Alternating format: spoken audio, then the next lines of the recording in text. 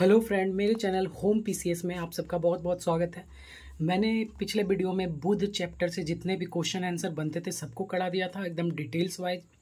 और मैंने कहा था पीसीएस लेवल तक का आपका सारा क्वेश्चन सॉल्व हो जाएगा। पीसीएस लेवल तक का मतलब 0 से पीसीएस लेवल। सबसे हार्ड एग्जाम कौन सा होता है? यूपीएससी होता है, उससे नीचे स्टेट पीसीएस होता है। ठीक है, तो इसी पीसीएस लेवल तक का आपका सारा क्वेश्चन बन जाएगा। मैं झूठ नहीं बोलूँगा, यूपीएससी में थोड़ा और मेहनत करने का ज़रूरत है। ठीक है ना। तो आपका रेलवे, बैंक वगैरह जो भी होता है, एसएससी वगैरह, वो सब का तो आराम से सॉल्व हो ही जाएगा। ठीक है, तो आज हम जैन धर्म के बारे में देखेंगे और जैन धर्म से जितने भी क्वेश्चन आंसर बनेंगे आपको सारा कुछ एकदम डिटेल्स वाइज सब कुछ सॉल्व हो जाएगा। बस आप मेरे साथ बने रहिए। तो जैन धर्म, जैसे बुद्ध धर्म को मैंने कंप्लीट एकदम करवा दिया है एकदम A to Z, उसी तरीके से जैन धर्म को 0 से स्टार्ट करेंगे और पूरा कंप्लीट कराएंगे। तो आइए जानते हैं। जैन धर्म का जो वास्तविक संस्थापक है उसे वो महावीर को माना जाता है। तो महावीर नाम का एक व्यक्ति था। आप स्टार्टिंग से ऐसे ही पढ़ते हैं, देखिएगा। ठीक है ना, सब कुछ डिटेल से देखेंगे। तो वास्तविक संस्थापक महावीर को माना जाता है। ठीक है ना। तो वास्तविक संस्थापक मतलब इससे पहले भी कोई संस्थापक रहा है? जी हाँ, रहा है। तो उसके बारे में जानेंगे। तो जैन धर्म का जो संस्थापक है वो ऋषभदेव है। ऋषभदेव संस्थापक इसलिए है कि पहला व्यक्ति था जो जैन धर्म को अपनाया था। थोड़ा बोलने में हेजिटेशन हो जाता है, तुतला जाते हैं, तो उस सब पे आप ध्यान मत दीजिएगा। नया नया वीडियो बनाना स्टार्ट किया इसलिए। तो संस्थापक कौन हो गया? ऋषभदेव। और वास्तविक संस्थापक महावीर। डिटेल से आपको महावीर के बारे में पढ़ना है, बस इतना ही है और कुछ नहीं। जैन धर्म के मूल संस्थापक या प्रवर्तक प्रथम तीर्थकर ऋषभदेव या आदिनाथ माने जाते हैं। तो मतलब ऋषभदेव का एक और नाम था जिसे आदिनाथ बोला जाता था। तो ऋषभदेव बोलिए या आदिनाथ बोलिए, मूल संस्थापक मतलब स्टार्ट किया था जैन धर्म को। महावीर स्वामी जैन धर्म के 24वें तीर्थकर थे, जिन्होंने 6ठी शताब्दी ईस्वी में जैन आंदोलन का प्रवर्तन किया। मतलब जब महावीर स्वामी आया, 24वां नंबर का तीर्थकर, ठीक है ना, 24वां नंबर का व्यक्ति महावीर आया जब, तो उसने बहुत सारा परिवर्तन किया। क्या प्रचार बहुत किया जैन धर्म का, जिससे बहुत सारे लोग जैन धर्म को जानने लगे और मानने लगे। ठीक है, तो इसलिए वास्तविक संस्थापक महावीर को माना जाता है। आप कह सकते हैं कि बहुत सारे लोग मतलब जुटा लिए महावीर ने जैन धर्म के लिए। तो आइए महावीर स्वामी के बारे में डिटेल से जानेंगे। महावीर स्वामी का बचपन का नाम वर्धमान था। जन्म कहाँ पे हुआ था? तो कुंडलग्राम। कुंडलग्राम कहाँ पे है? तो वैशाली जिला में है। और वैशाली जिला कहाँ पे है? तो बिहार में। तो बिहार के वैशाली जिला के कुंडलग्राम में हुआ था। ठीक है, कब हुआ था? तो लगभग 599 ईसा पूर्व। 599 ईसा पूर्व, कहीं कहीं आपको 540 ईसा पूर्व भी देखने को मिलेगा। ठीक है, वो बाद में देखेंगे। माता का नाम क्या था? माता का नाम था त्रिशला। बहुत इंपॉर्टेंट है, बहुत एग्जाम में पूछा जाता है। और त्रिशला जो थी वैशाली के लिच्छवी गणराज के प्रमुख चेटक की बहन थी। अब देखिए इतना बड़ा क्यों लिखा है, कौन था लिच्छवी गणराज, कौन था चेटक, कौन था, इसके बारे में जब हम आगे पढ़ेंगे तो डिटेल से जानेंगे सब कुछ। ठीक है ना। तो त्रिशला वैशाली के लिच्छवी गणराज के प्रमुख चेटक की बहन थी। पिता का नाम क्या था? पिता का नाम था सिद्धार्थ। देखिए गौतम बुद्ध का बचपन का नाम भी था सिद्धार्थ। तो ऐसा नहीं कि बुद्ध इसका पिता है, नहीं, ये दूसरा व्यक्ति है। पिता सिद्धार्थ ज्ञात्रिक क्षत्रियों संघ के प्रधान थे। ज्ञात्रिक क्षत्रियों संघ के प्रधान थे। और बुद्ध के पिता का नाम क्या था? आप बताएंगे कमेंट करके। बुद्ध के पिता का नाम मैं बताता हूँ। बुद्ध के पिता का नाम था शाक्यगन और वो भी कहीं के प्रधान थे। माता का नाम था महामाया। यहाँ माता का नाम हो गया त्रिशला महावीर का। ठीक है ना। बचपन का नाम हो गया महावीर का वर्धमान और पिता का नाम है सिद्धार्थ, ज्ञात्रिय क्षत्रियों संघ के प्रधान थे। बड़े भाई का नाम था नंदीवर्धन, पत्नी का नाम था यशोदा और एक पुत्री था लड़की अनुज्य प्रियदर्शना। दामाद का नाम था जमाली। और प्रथम उपदेश जब ज्ञान प्राप्ति होता है महावीर स्वामी को, तो प्रथम शिष्य किसको बनाता है? जमाली को। तो ये भी क्वेश्चन में पूछा जाता है। बचपन का नाम क्या था? वर्धमान। जाति कौन था? क्षत्रिय। किसका? महावीर स्वामी के बारे में हम डिटेल से देख रहे हैं। ठीक है, बने रहें और सब कुछ एकदम डिटेल से आपको बस 10 मिनट में खत्म हो जाएगा। मृत्यु हो जाती है महावीर की कब? तो पावापुरी में 527 ईसा पूर्व के लगभग 72 वर्ष या देखिए 540 ईसा पूर्व से आप लेके चलिएगा तो 468 ईसा पूर्व में मृत्यु हुआ, और 599 से लेके चलिएगा तो 527। दोनों बात याद रखिएगा। 2-3 किताब मैंने देखा और 2-3 किताब में 2-2 डेट लिखा हुआ है, तो आप एक बार गूगल करके भी देख लीजिएगा, ठीक है। तो 527 ईसा पूर्व या 468 ईसा पूर्व, दोनों में 72 वर्ष की आयु में राजगृह के समीप स्थित पावापुरी नामक स्थान पर उन्होंने अपना शरीर त्याग किया। शरीर त्याग किया मतलब अपने से खुद से मर गया। जी हाँ, जैन धर्म में ऐसा होता है कि भूखले रह के, भूखल मतलब उपवास करके अपना शरीर को त्याग करना पड़ता है। तो चंद्रगुप्त मौर्य पढ़ेंगे तो उसने भी ऐसा किया था। तो 72 वर्ष की अवस्था में कहाँ क्या हो गया, मृत्यु। मृत्यु कहाँ हुआ, तो पावापुरी में। पावापुरी कहाँ है, तो बिहार के नालंदा जिला के अंदर आता है, राजगृह के समीप, ठीक है। तीर्थकर शब्द किससे संबंधित है, तो जैन में तीर्थकर हुआ करता था, मतलब पहला गुरु मरा तो पहला तीर्थकर, दूसरा मरा तो दूसरा, फिर मरते गया, आगे बढ़ते गया। तो इस तरीके से 24 नंबर पे आता है महावीर, और महावीर अंतिम गुरु रहता है, ठीक है। जैन धर्म का अंतिम गुरु कौन रहता है, महावीर स्वामी, और 24वां नंबर का था ये। सबका अलग अलग चिन्ह था। क्या चिन्ह था, तो देखिए ऋषभ देव या आदिनाथ, दोनों एक ही नाम है। ऋषभ देव या आदिनाथ का सांड का चिन्ह था, अजीत नाथ का हाथी का, शवभनाथ का घोड़ा का, अभिनंदन नाथ का कनी का। सब में नाथ जुटा हुआ है, देख रहे हैं। तो जितने भी नाथ जुटे हुए सब जैन धर्म से आएंगे। सुमिति नाथ का सारस, पदम प्रभु कमल, सुपाश्रीनाथ स्वास्तिक, चंद्र प्रभु चंद्र, सुविधय नाथ मकर, शीतल नाथ श्रीवत्स, और भी देखते हैं, श्रेयसनाथ गेंडा, बसु पूज्यनाथ भैंस, विमल नाथ सूकर। सुगर हुआ या सुगर हुआ हमको लगता है, क्योंकि जानवर का नाम है। सुकर कोई जानवर नहीं है, सुगर मतलब पिग। यहाँ पे आप सुगर कर लीजिए, पिग, ठीक है। अनंतनाथ बाज, पक्षी और जानवर का नाम सब वो अपना चिन्ह रख रहा है। धर्मनाथ वज्र, शांतिनाथ हिरन, कंथुनाथ बकड़ा, अमरनाथ नंदावर्त, मल्लीनाथ एकमात्र महिला थी जैन धर्म में जिसने पिक्चर कलश को अपना चिन्ह रखा था। मुनि सुभद्र कच्छप मतलब कछुआ, नेमिनाथ नीलकमल, और अरिस्टोनेमी शंख, पार्श्वनाथ सर्प, और महावीर स्वामी सिंह। इसमें सब आपको याद नहीं करना है, कुछ चीज़ें याद करना है। कुछ तुम इम्पोर्टेंट कौन कौन सा है तो मैं बता देता हूँ। ऊपर से 2 याद कर लिए, ऋषभ देव या आदिनाथ सांड हो गया, अजीतनाथ हाथी हो गया, बस। और लास्ट में 2-3 कौन सा है, तो एक पार्श्वनाथ। हमेशा पूछा जाएगा आपको एग्जाम में, पार्श्वनाथ, यही वाला बहुत वेरी इंपॉर्टेंट है। पार्श्वनाथ का क्या चिन्ह था, सर्प मतलब सांप, और नेमिनाथ का क्या था, तो नीलकमल, ठीक है ना। एकमात्र महिला कौन थी, तो मल्लीनाथ जो पिक्चर कलश का चिन्ह था। महावीर स्वामी का चिन्ह क्या था, तो सिंह। मतलब 1 2 3 4 5 6 लोगों का आपको याद रखना पड़ेगा, ठीक है। अब चिन्ह से क्या मतलब है, चिन्ह कहाँ से होता था, तो प्रत्येक तीर्थकर जो थे, प्रत्येक व्यक्ति थे, प्रत्येक गुरु जो थे, उसके पैर के अंगूठे में एक चिन्ह होता था जो भगवान द्वारा जन्म के साथ होता था, और यही चिन्ह इनका प्रतीक चिन्ह होता था। भगवान द्वारा जन्म के साथ इसके पैर में एक चिन्ह होता था, और जो गुरु बनता था वही प्रतीक चिन्ह होता था। मतलब जितने लोग थे उसके पैर में, अंगूठे के पास ये सब चिन्ह हुआ करता था, ठीक है। वही जैन धर्म के गुरु बनते थे। भगवान का बात कहाँ से आ गया, जैन धर्म लोग भगवान को मानवे नहीं करते थे, ईश्वर को मानता ही नहीं था, ठीक है। आत्मा में विश्वास रखता था, और बौद्ध धर्म आत्मा में विश्वास नहीं रखता था, ईश्वर को मानते थे। प्रभासगिरी जिनका तीर्थ स्थल है वो है कौन, देखिए प्रभासगिरी कौन है, प्रभासगिरी जैन है। प्रभासगिरी का भी नाम आया होगा आपको, देखिए यहाँ पे,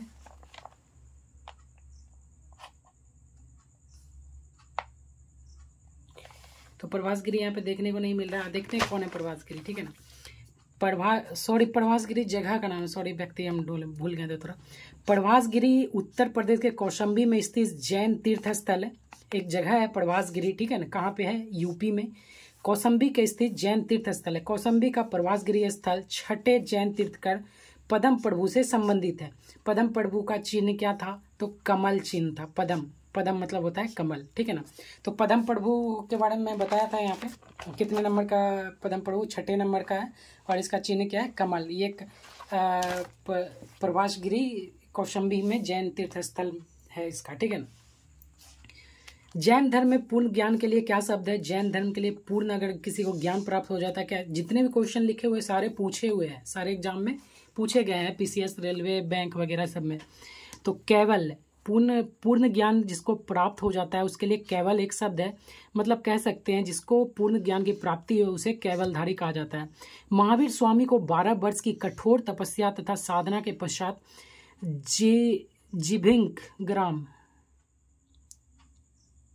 जगरिम ग्राम के समीप त्रिजुला पल्लिका नदी तट पर साल वृक्ष के नीचे केवल ज्ञान की प्राप्ति हुई है, मतलब पूर्ण ज्ञान की प्राप्ति हुई। उसके बाद से हुए केवलिन, जिन, विजेता, हर्त, योग तथा निर्ग्रंथ बदन रहित कहे गए। मतलब बदन रहित मतलब जैन में 2 लोग हुआ करते थे, एक श्वेतंबर, एक दिगंबर, आगे जाके बना। और पहले सिर्फ दिगंबर हुआ करता था, मतलब नग्न रहते थे, ठीक है। जैन धर्म के लोग क्या रहते थे? नंगते रहता था और कपड़ा नहीं, उसे वो चारों दिशाओं को अपना वस्त्र मानता था, ठीक है। तो अब देखिए यहाँ पे बौद्ध के बारे में थोड़ा सा देख लेते हैं। बुद्ध को ज्ञान प्राप्त कितने वर्ष के बाद हुआ? तो 6 वर्ष की कठोर तपस्या के बाद। और महावीर को कितने वर्ष के बाद ज्ञान प्राप्ति हुआ? तो 12 वर्ष के बाद प्राप्ति हुआ। बुद्ध को पीपल वृक्ष के नीचे ज्ञान प्राप्ति हुआ और महावीर स्वामी को साल वृक्ष के नीचे ज्ञान प्राप्ति हुआ। बुद्ध को निरंजना फल्गु नदी के किनारे ज्ञान प्राप्ति हुआ और महावीर स्वामी को त्रिजुला पल्लिका नदी तट पर ज्ञान प्राप्ति हुआ, ठीक है ना। और बदन रहित कहे गए। उसके बाद केवलिन ज्ञान वाला आदमी बोला जाता है। त्रिरत्न किससे संबंधित है? जैन धर्म से। बुद्ध धर्म से त्रिपिटक संबंधित है, तो त्रिरत्न जैन धर्म से संबंधित है। जैन धर्म में त्रिरत्न थे, सम्यक दर्शन, साम्यक ज्ञान, सम्यक आचरण। इन तीनों का मतलब क्या होता है? इन तीनों का एक ही अर्थ है कि ज्ञान धारण करके चरित्रवान बनो। ज्ञान धारण करके क्या बनो? चरित्रवान करो। थोड़ा जल्दी लेके चलते हैं, बुद्ध वाला थोड़ा टॉपिक लंबा हो गया था, लेकिन आपका सारा क्वेश्चन मैंने सॉल्व कराया था बुद्ध टॉपिक। अनुव्रत सिद्धांत का प्रतिपादन किया था किसने? तो जैन धर्मों ने। अनुव्रत, देखिए एग्जाम में पूछा गया, अनुव्रत सिद्धांत का प्रतिपादन किसने किया था? तो जैन धर्मों ने। इसे ही पंच महाव्रत बोला जाता है। पंच में महाव्रत मतलब 5 अनुव्रत थे, ठीक है, 5 अनुव्रत थे। तो 5 अनुव्रत कौन कौन है? तो पहला सत्य है, दूसरा हिंसा है, असत्य है, चोरी ना करना, अपरिग्रह, धन न जुटाना, ब्रह्मचर्य। महावीर स्वामी ने जोड़ा था। 5वां किसने जोड़ा था? तो महावीर स्वामी ने जोड़ा था। कौन सा शब्द जोड़ा था? तो ब्रह्मचर्य। ब्रह्मचर्य रहना है, शादी विवाह नहीं करना है। तो ये शब्द किसने जोड़ा था जैन में? तो महावीर स्वामी ने जोड़ा था। ये बात याद रखिएगा और ये एग्जाम में पूछ सकता है इस बार कि ब्रह्मचर्य शब्द जैन में कौन से तीर्थंकर ने जोड़ा था? सॉरी, तुतरा जाता, कोई बात नहीं। तो पहला है सत्य, दूसरा है अहिंसा, असत्य, चोरी ना करना, अपरिहार, धन न जुटाना, पैसा नहीं जुटाना है। जैन धर्म के जो तीर्थंकर गुरु बनेंगे उसको पैसा नहीं जुटाना है, ठीक है। तो ये सब करना है, सत्य बोलना है, अहिंसा नहीं करना है, असत्य नहीं कर, चोरी नहीं करना है, धन न जुटाना है, ब्रह्मचारी रहना है, ठीक है। इतना काम करना है गुरु बनने के लिए। प्रारंभिक जैन साहित्य किस भाषा में लिखे गए? तो जैन जब ऋषभदेव ने स्टार्ट किया था तो अर्धमगधी भाषा चलती थी जैन में। अर्धमगधी कौन सी भाषा होता है? आप कमेंट करके बताइए।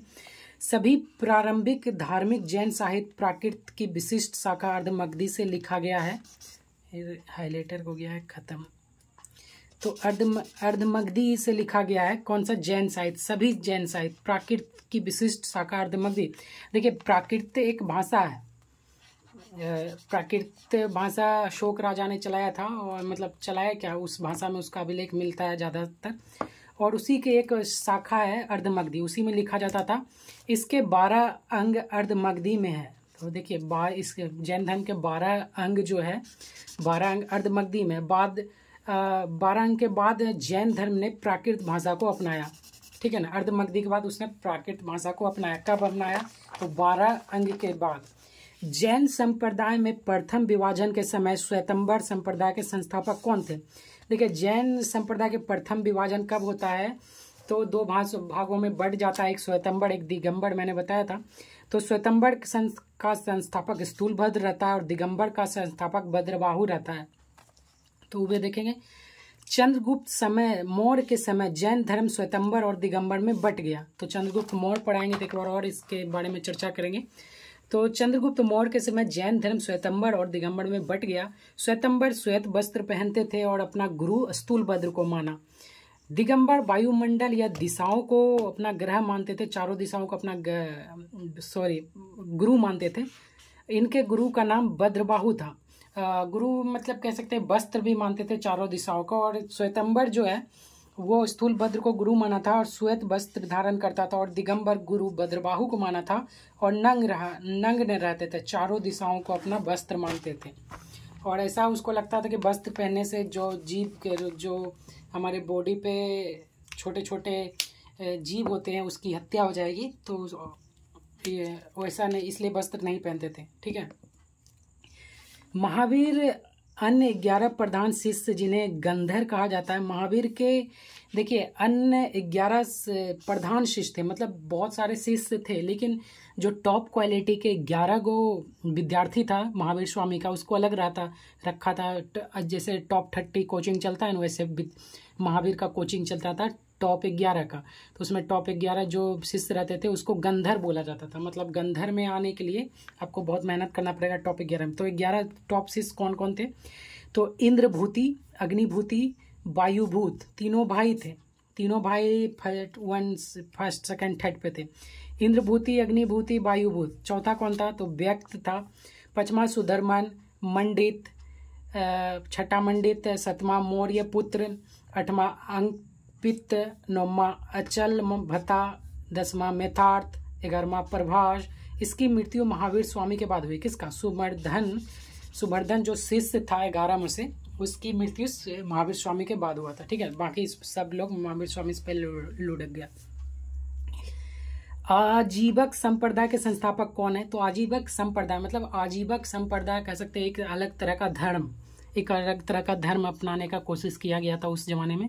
जैसे अभी भी देखते हैं कि बहुत सारे इस्लाम धर्म है, हिंदू धर्म है, और भी बहुत सारे अलग अलग धर्म है। तो उसी तरीके से जब जैन धर्म चल रहा था तो उसी समय एक व्यक्ति था जो अलग धर्म अपना चलाना चाहता था। ठीक है ना। तो आजीवक संप्रदाय के संस्थापक मक्खीलाल घोष को बोला जाता है मक्खीलाल घोष। कहीं कहीं इसका नाम आपको मखली गोसाल मिलेगा, मखली गोसाल। तो आप सीधा याद रखिए मक्खीलाल घोष, मखली गोसाल। ठीक है। प्रारंभ में महावीर के शिष्य थे। देखिए स्टार्टिंग में महावीर के शिष्य थे। तो मैंने बताया था बुद्ध में भी, बुद्ध का एक चचेरा भाई था और वो भी क्या किया था, पहले तो शिष्य बना बुद्ध का, बाद में अपना ही धर्म चलाना चाहता था लेकिन अनसक्सेसफुल रहा। तो ये भी अनसक्सेसफुल रहेगा। मक्खीलाल गोसाल प्रारंभ में महावीर स्वामी के शिष्य थे। बाद में मतभेद के चलते इस मतभेद होता है और इन्होंने महावीर की शिष्यता त्याग कर आजीवक नामक स्वतंत्र संप्रदाय की स्थापना की। यह संप्रदाय लगभग 1002 ईस्वी तक बना रहा। इनका मत नियतिकवाद कहा जाता है, नियतिकवाद। ठीक है ना, नियतिकवाद। महान, अगर आप यूपीएससी का तैयारी करेंगे तो आपको नियतिकवाद के बारे में डिटेल से पढ़ना पड़ेगा। नियतिकवाद क्या कहा जाता है, किसे कहते हैं, एकदम बहुत डीपली नॉलेज करना पड़ेगा नियतिकवाद के बारे में।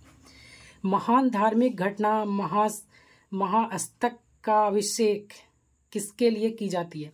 महान धार्मिक घटना महाअस्तक अभिषेक किसके लिए की जाती है? तो बाहुबली के लिए। तो बाहुबली भी जो थे वो जैन धर्म को मानते थे, जैन तीर्थंकर थे, जो भी कहे। तो महाअस्तम का अभिषेक जैन धर्म का एक महत्वपूर्ण उत्सव है। जैन धर्म का महामस्तकाभिषेक जैन धर्म का एक महत्वपूर्ण उत्सव है जो 12 वर्ष के अंतराल पर कर्नाटक राज्य के श्रवणबेलगोला में आयोजित किया जाता है। तो देखिए मैंने इस चीज को बुध वाले टॉपिक में भी पढ़ाया था। तो 12 वर्ष के अंतराल में कर्नाटक के श्रवणबेलगोला में स्थित किया जाता है। यहाँ पर भगवान गोमतेश्वर बाहुबली की 18 मीटर ऊंची मूर्ति स्थापित है। और इस मूर्ति को स्थापित कौन करवाया था? तो आप बताएं कमेंट करके। मैंने पिछले वीडियो में बताया, नहीं तो मैं बता ही दूंगा। वर्ष 2018 में महामस्तकाभिषेक हो चुका है, अब वर्ष 2030 में होगा। प्रत्येक 12 वर्ष में होता है। तो भगवान गोमतेश्वर बाहुबली की 18 मीटर ऊंची मूर्ति को स्थापित किसने करवाया, आप बताएं जल्दी से, नहीं तो मैं बता ही रहा हूँ। सॉरी। तो गोमतेश्वर बाहुबली की मूर्ति का स्थापित करवाया था चामुंड राय। और गोमतेश्वर बाहुबली कौन है? तो ऋषभदेव प्रथम जो तीर्थंकर थे उसके पुत्र माने जाते हैं। ठीक है। बेशनगर अभिलेख का हेलियोडोरस कहाँ का निवासी था? तो देखिए बेसनगर अभिलेख है जिसको लिखवाया था हेलियोडोरस ने। कहाँ का निवासी था? तो तक्षशिला का निवासी था। उस समय तक्षशिला भारत में ही पड़ता था। तक्षशिला के यवन राजदूत हेलियोडोरस ने भगवत धर्म को ग्रहण किया था तथा इस स्तंभ की स्थापना करवाकर उसकी पूजा की थी। इस पर उत्कीर्ण अभिलेख में हेलियोडोरस को भगवत तथा वासुदेव को देवस अर्थात देवताओं का देवता कहा गया। किसको? भगवान कृष्ण को, वासुदेव को देवताओं का देवता कहा गया। किस अभिलेख में? तो बेशनगर अभिलेख में। बेशनगर अभिलेख को कौन लिखवाया था? तो हेलियोडोरस ने लिखवाया था।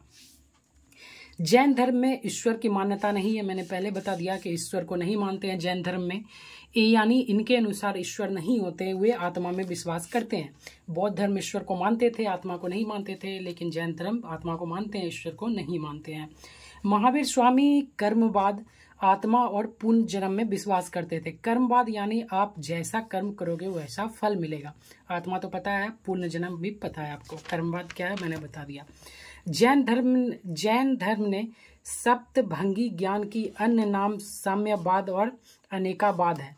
जैन धर्म में सत्वभंगी ज्ञान के अन्य नाम है। सत्वभंगी एक ज्ञान था, उसका दो नाम है, श्यातवाद और अनेकांतवाद। जैन धर्म का आध्यात्मिक विचार सांख्य दर्शन प्रतिपादक कपिल मुनि से लिया गया है। सांख्य दर्शन जो है कपिल मुनि द्वारा लिखा गया है, ठीक है ना।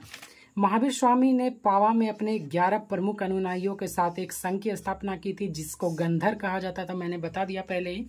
और इन 11 गंधर्वों में केवल एक गंधर्व सुधर्मन ही था जो महावीर स्वामी की मृत्यु के बाद मरा था, बाकी सब पहले मर गया, ये मैंने बता दिया था। जैन धर्म मानने वाले प्रमुख राजा थे उदयन, चंद्रगुप्त मौर्य, कलिंग नरेश खारवेल, चंदेल शासक, राष्ट्रकूट राजा, अमोक वर्ष इत्यादि, ठीक है। जैन धर्म में 2 महत्वपूर्ण संगीतियाँ हुई, जैसे कि बौद्ध धर्म में 5 संगीतियाँ हुई थी, वैसे ही जैन धर्म की 2 महत्वपूर्ण संगीतियाँ हुई। प्रथम जैन संगीति का आयोजन 322 ईसा पूर्व में पाटलिपुत्र के बिहार में चंद्रगुप्त मौर्य के द्वारा कराया गया था और इस समय स्थूलभद्र की अध्यक्षता में हुई थी, ठीक है। चंद्रगुप्त मौर्य ने 322 ईसा पूर्व में जैन धर्म का पहला संगीति कराया था। कहाँ पे करवाया था? तो बिहार में। और अध्यक्षता किसको चुना गया? तो स्थूलभद्र को। इसी संगीति में जैन धर्म को 2 भागों में बांटा गया था। और द्वितीय जैन 2 भागों में बांटा गया था, क्या? श्वेतंबर दिगंबर, मैंने बता दिया।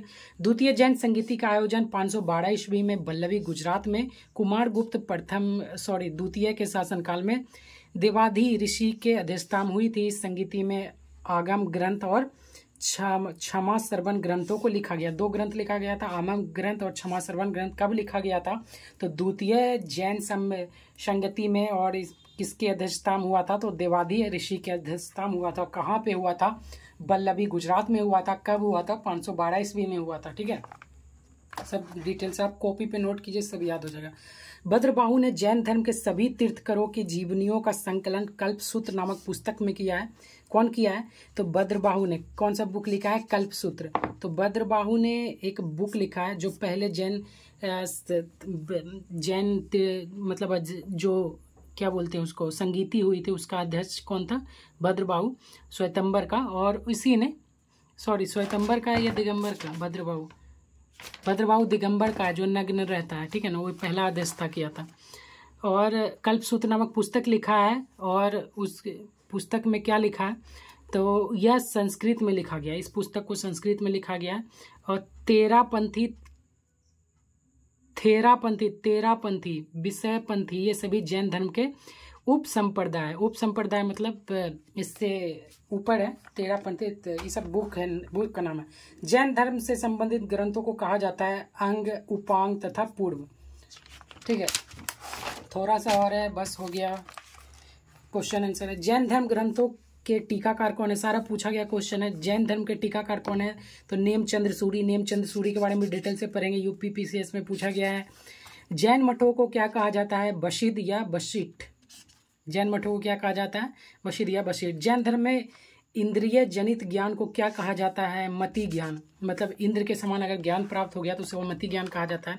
किस अभिलेख से पता चलता है कि भद्र नामक व्यक्ति ने 5 जैन तीर्थंकरों की मूर्तियां का स्थापना करवाई थी? तो भद्र नामक व्यक्ति ने 5 जैन तीर्थंकरों की मूर्तियां की स्थापना कराई थी। बहुत जगह एग्जाम में पूछा गया, भी आई, इंपॉर्टेंट क्वेश्चन है। तो किस अभिलेख में लिखा है? तो कोहोम का अभिलेख। कोहोम का अभिलेख कौन लिखवाया था? तो स्कंद गुप्त ने लिखवाया था। गुप्त काल के शासक है स्कंद गुप्त, उसने कोहोम अभिलेख को लिखवाया था। ये अभिलेख 8 मीटर मतलब 26 फीट ऊंचा है, बलुआ पत्थर से बना है। 461 ईसा पूर्व में लिखा गया था, मतलब 5वीं शताब्दी में। किस गुप्तकालीन महिला का मथुरा अभिलेख के अनुसार जैन मंदिर के दान देने का जिक्र हुआ है? तो हरिस्वामिनी एक महिला थी, उसने मथुरा अभिलेख के अनुसार जैन मंदिर को दान में दे दिया था। गुप्तोत्तर काल में वह कौन जैन आचार्य था जिसने जैन धर्म का भरपूर प्रचार प्रसार किया था? हरिभद्र सूरी। गुप्तोत्तर काल में, मतलब गुप्त काल के बाद गुप्तोत्तर काल में। प्रसिद्ध आचार्य हरिभद्र सूरी की रचना का क्या नाम है? अनेकेंत विजय या धर्मबिंदु एवं धर्मबिंदु। 2 बुक है, पहला अनेकेंत विजय और दूसरा है धर्मबिंदु। हरिभद्र सूरी की किताब का नाम है, ठीक है ना, ये भी इम्पोर्टेंट है। प्रसिद्ध आचार्य जिनसेन किसके गुरु थे? अमोघ वर्ष के। जिनसेन किसके गुरु थे? तो अमोघ वर्ष के।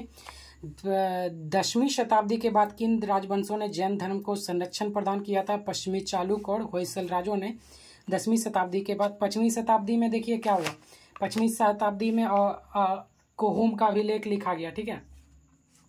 और 10वीं शताब्दी में जैन धर्म को संरक्षण प्रदान किया चालुक्य और होयसल ने।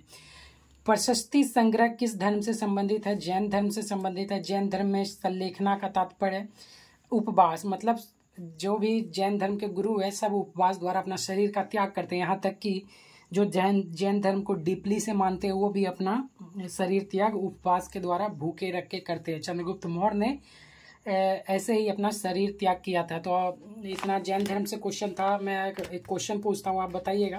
जैन धर्म में एकमात्र महिला का क्या नाम था? मैंने पढ़ाया है, तो आप कमेंट करके बताइएगा। तो आगे हम स्टार्ट करेंगे सिंधु सभ्यता से, एकदम डिटेल से। तो मेरे चैनल पे बने रहे। और अगर आपको याद नहीं हो रहा है तो इस सब चीज़ को आपको कॉपी पे लिखना होगा, तभी आपको डीपली याद हो जाएगा। ऐसे पढ़ने से ज़्यादा याद होता नहीं है।